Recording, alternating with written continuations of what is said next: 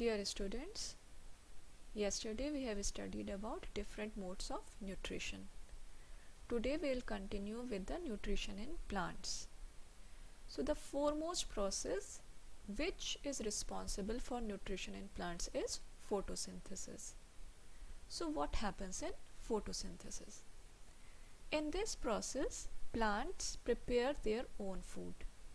And how do they prepare their food? They use up the carbon dioxide and water, and the whole process takes place in the presence of sunlight and chlorophyll.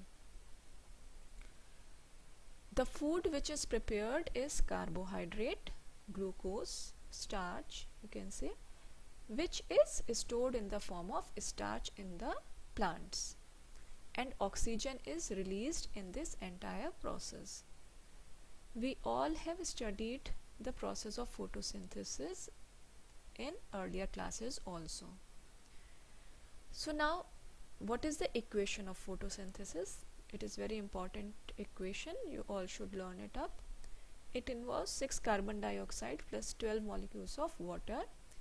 As I have already mentioned, the whole process occurs in the presence of sunlight and chlorophyll, and it leads to the formation of carbohydrate, here it is glucose, with the evolution of oxygen, and water is also released. So the whole process of photosynthesis includes 3 major steps. They are, first of all, the chlorophyll will absorb light energy. The first process of photosynthesis is the absorption of light energy by the chlorophyll. Now this light energy is then converted into chemical energy. Chemical energy here is this glucose. So light energy is used up and it is converted into chemical energy, which is followed by splitting of this water molecule. This water molecule is broken down into hydrogen and oxygen. Third process is the reduction of carbon dioxide by hydrogen to form carbohydrates. So these are the 3 main steps which are included in the process of photosynthesis, and these 3 are asked many times in board examination. So let's move forward. This figure sums up the process of photosynthesis. Light energy is absorbed by the chlorophyll present in the leaves of the plant. The whole process takes place, photosynthesis process takes place. Glucose is formed, which is stored as food in the plant. Oxygen is released. So let's move forward. Now comes the chlorophyll. What is chlorophyll? So chlorophyll are the pigments which are present in the leaves of the plants, and these pigments are green in color. If you observe a cross section of leaf under a microscope, you will observe it like this. Under microscope, cross section of leaf can be seen in this way. We see that each of the cells are containing some dot-like structure. You can see over here, each of these cells are having some dot-like structures, minute. These are known as chloroplasts, and inside these chloroplasts, chlorophyll are present. Okay, so this cross section of leaf is also asked to draw in your board examination. I think this year also this question was there, in which you were asked to draw the cross section of leaf. So if we will enhance a single cell present in the cross section of the leaf, we will observe that these green dots are present. As I have already told you, these small green dots are the chloroplast. And if we further enhance this chloroplast, we find out certain green pigments over here. These are the chlorophyll. So what is happening?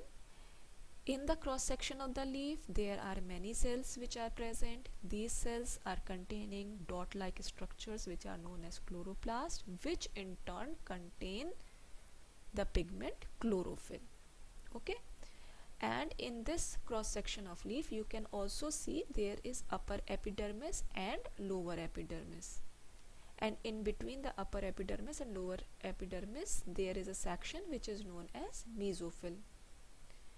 In the lower epidermis you are able to see small pores. These are stoma, and these pores are surrounded by guard cells. We will study them just now. So now, what are stomata? We have studied it in earlier classes also. So these stomatas are the small pores which are present in the leaves, and generally they are present in the lower surface of the leaf. As you can see, in the lower epidermis they were present in the cross section of the leaf. So what is the purpose of these stomata? These stomata are helpful in the exchange of gases. So you can see a microscopic structure of the leaf where you are observing these stomata. These are the stomata which are present on the lower epidermis of the leaf. So each of the stoma has a pair of guard cells. This is the zoomed out picture of each stomata. So each stoma is containing these kidney shaped guard cells. Okay, and these guard cells help in the opening and closing of the stomatal pore. So the exchange of gases takes place by the opening and closing of these stomatal pores. Whenever water enters the guard cell, as you can see over here, that water, these arrows are clearly showing that water is entering into the guard cells. As soon as the water enters into the guard cells, these guard cells swell up and then they open the stomatal pore. And when this water is loosened by the guard cell, as you can see here in this next figure, the direction of the arrow shows that water is getting released out of the guard cells.